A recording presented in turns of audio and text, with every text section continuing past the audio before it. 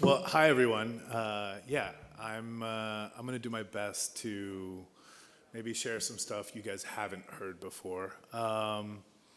Little about me. I have been a filmmaker for about 15 years and an image maker for more than 25. These days, I mostly work with brands, foundations, and nonprofits to help them share their legacy story. And thus, I've been involved in a lot of impact campaigns and movement building, which is a bit of what I decided to talk to you guys about. I've worked with organizations like Nat Geo, Time, names like Obama and Beyonce. So it's been a long road, and there's been a lot of beautiful learning, and it continues. I have a doc series called Hidden Heroes. It's about relatively unknown local leaders working on epic solutions to humanity's problems, and that is how I met our lovely Rhodes. It's why I went to INC 5 to learn if there were real solutions. It's a long road to doing this kind of systems change, and it really involves emotional storytelling and a long-term strategy. Yeah, I have been doing documentaries for over 25 years, a lot of it across Latin America, Asia, and the Middle East. And to be frank, I just started getting sick of going back to places and seeing the trash pile up. You know, my family's from Peru, and you go across the Sacred Valley now, and you see rural farms where there's just shredded plastic bags being tilled amongst the soil. You see hillsides with just people don't know where to put the trash, and they just pour it wherever they can. They don't have the resources. Waste management systems don't exist in some places, and this stuff is never going away. So I went to INC 5 in Korea, frustrated. I wanted to know, were there real solutions? I'm a total layman. Y'all know way more than I do. But I didn't know if this summit was hype or, in just some way for world leaders and, corporations to pretend like something was being done, or if there was something real there. I went to INC to learn, and also I felt like I could do more. A lot of the stories that I tell aren't always public. They're used for fundraising. They're used for movement building in specific communities. I've worked in the refugee space, in the water security space, in educational access. And I wanted to start publishing more stories that were really accessible. So it was also my endeavor to start a new format on YouTube, something that was far less expensive to produce, that was faster and quicker. And so that was the first YouTube short documentary that I created. And that's why I guess I was asked to come here and have this enviable position of closing out your BPI Summit. Rhodes and Leslie and the BPI team asked me if I'd also be interested in coming to help tell this story. And the more I learned about it, the more I realized that this is one of the really powerful and amazing solutions to this mess that we've gotten ourselves into. This is about sharing this with people like myself who aren't as aware. I've always known that compost is a good thing. I realized even at home in Venice Beach, there's some education that has to happen around this. Number one, why this is so important. Learning from you all these last couple days about all of the different reasons why this is such a silver bullet no-brainer. I'm sure in a room that loves, data and nuance, I'll get pushback on a term like silver bullet, but honestly, from a 1,000-foot view as a storyteller, this is a no-brainer for the entire planet. we need what you guys are working on to become adopted everywhere. It obviously, you all know this, it creates healthy soil. What Rhodes was talking about, the methane gas, it's a piece I didn't know about, but I know how bad methane gas is as a greenhouse gas.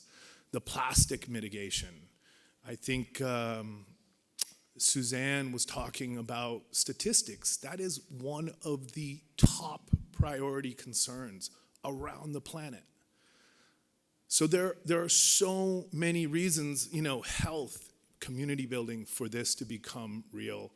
And I'm really excited to work with you all, which is why I wanted to give you a little bit of an example on how we think about this kind of storytelling and using it to attract partners and attract like-minded individuals. Movement building is about finding the early adopters. So I wanted to show you some images that are decent images,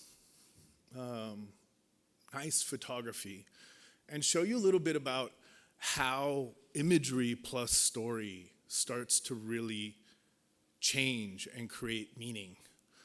This is Hargile. I chose to show you some images from some of my refugee work. Obviously, refugees don't have anything to do with compost, but I think you'll start to see how this case study and this example was about one truth and one fact. So across the center of Africa, there is a refugee trail that very few people know about. It goes up through Libya. And you probably all at one point saw images of really rickety rafts trying to cross the Mediterranean. This refugee trail is really complex in a lot of ways. A lot of the reason it exists in such a strong way is because it's a huge moneymaker.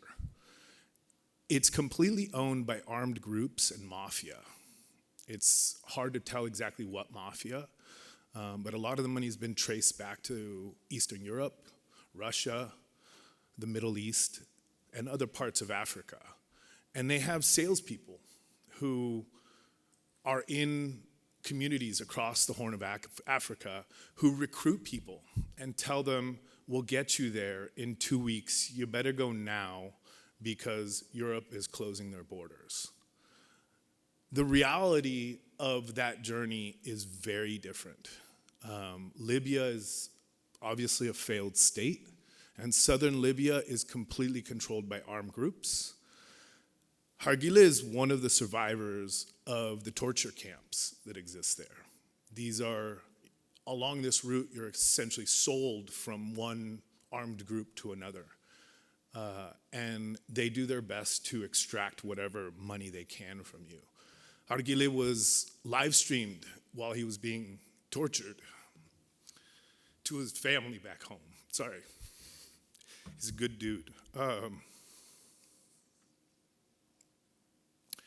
They sold their family's farm for $5,000 to get him out of it. Next photo. So we started trying to figure out how to humanize refugees in a time when the numbers were growing so fast that there was starting to become pushback to refugees. Some of our first attempts was to find common ground with the experience in the West. This is Ahmad Shaban, who started running dance and ballet classes in the refugee camps. He's a classically trained ballet dancer and also a refugee. He was almost executed outside of Damascus and decided to just pack a backpack and leave.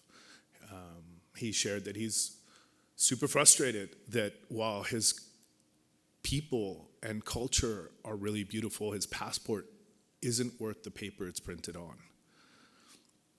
Next photo. We made a short documentary with him that screened all across dance festivals in Europe. And he got invited to tell his story and dance. And through that process, was able to apply for asylum. That was one of my first big wins in doing work in this space. Keep going. This was another project we did where we were matching youth with refugee youth. Both of these girls are 14. Nariman on the right side is one of the stars of one of my short documentaries. And Dortia is a Icelandic model I shot in Barcelona. Dortia had just moved to Barcelona, didn't speak any Spanish, and was terrified to start high school and make friends. Nariman had the same fear. She was in Lebanon as a refugee trying to get into a high school to continue her education and felt like she didn't know how to make friends because she was being ostracized. These are just kids. They had the same concerns, the same fears.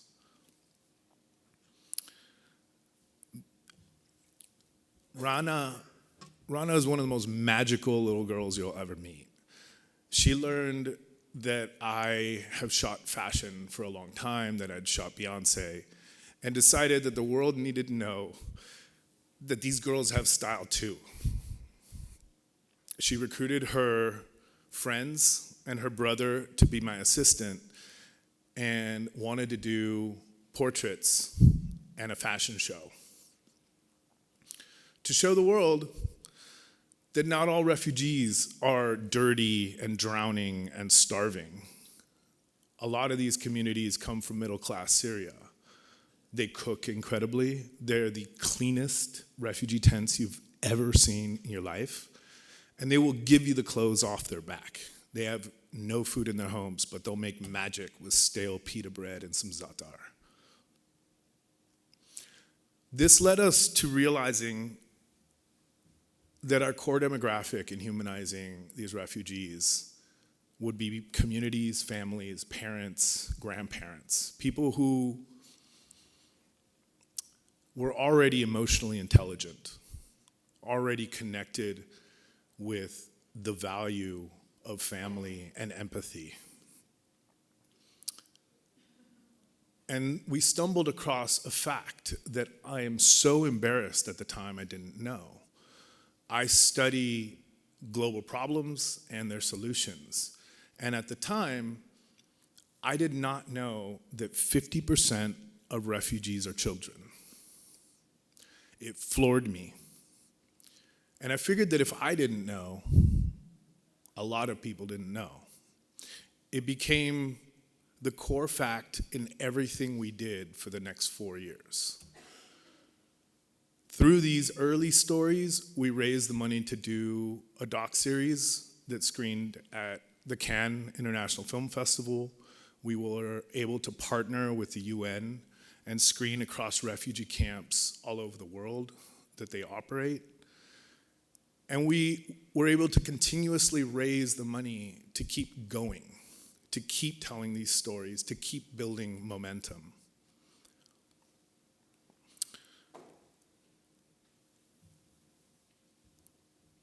This kind of storytelling plus a long-term strategy is what this space needs. After listening to you all, I have heard over and over that one of the biggest issues is education and adoption. I'm really excited to work with you all in this room and with BPI to figure this out, because I think the stories are here. What I got to see at Compost Now, the short film I'm putting together over the next month, is just the beginning. We need a long-term strategy and a way for these stories to activate capital and start attracting those early adopters. Movement building starts with 50 people deciding to stand up and be the leaders, and telling 10 people each, turning it into 500. And those people telling 10 people each and turning it into 5,000. It has nothing to do with social media numbers. Nothing. It has to do with reaching the right people and getting them involved.